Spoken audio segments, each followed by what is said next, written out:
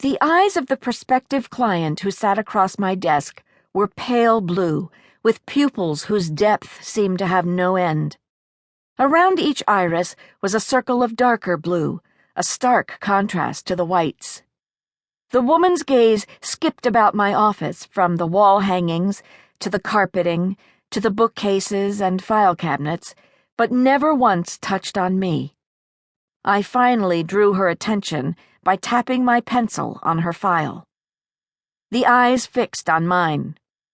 I did see it, even if the police and he don't believe me. She jerked her pointed chin at the man who stood behind her chair, hands on her shoulders. "Cammy," he began. "Camilla! How many times have I told you? My name's Camilla." "Camilla."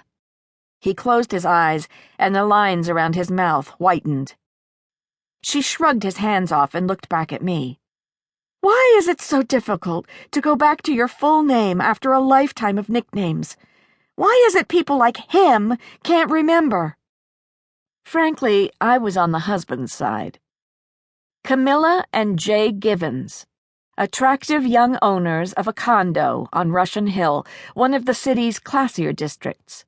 Recommended to me by Glenn Solomon, my friend, and an esteemed criminal defense attorney.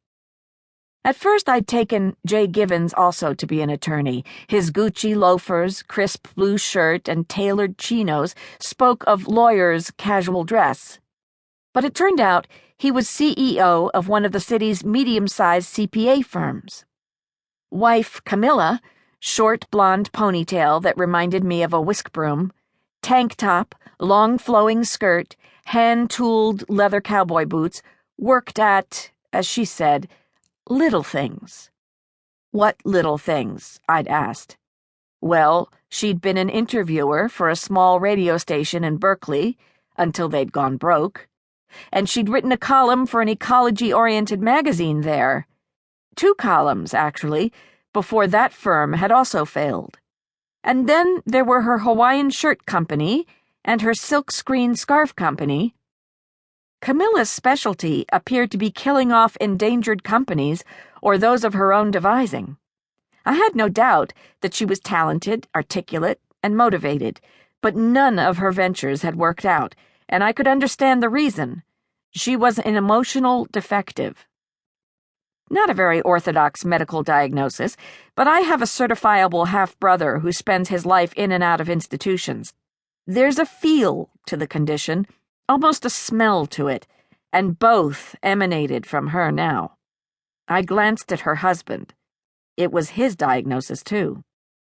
"Okay," I said. "Let's go over the facts once more. Pretend we're just starting out.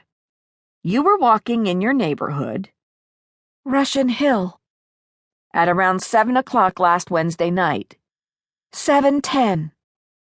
And you were passing a vacant lot on Saturn Street where the basement for a new apartment building has been evacuated. Then you saw people down there." "Homeless people?" "No. They had an expensive umbrella, like the marketplace ones you see on restaurant patios, and an outdoor fireplace, probably bought from Williams-Sonoma. There was a roaring fire in it, and I think they were about to sacrifice an infant." I glanced at Jay Givens. He winced and again placed his hands on his wife's shoulders. "Did you see this infant?" I asked. "No, but I heard her cry." "How do you know it was a girl?" "I just know, that's all."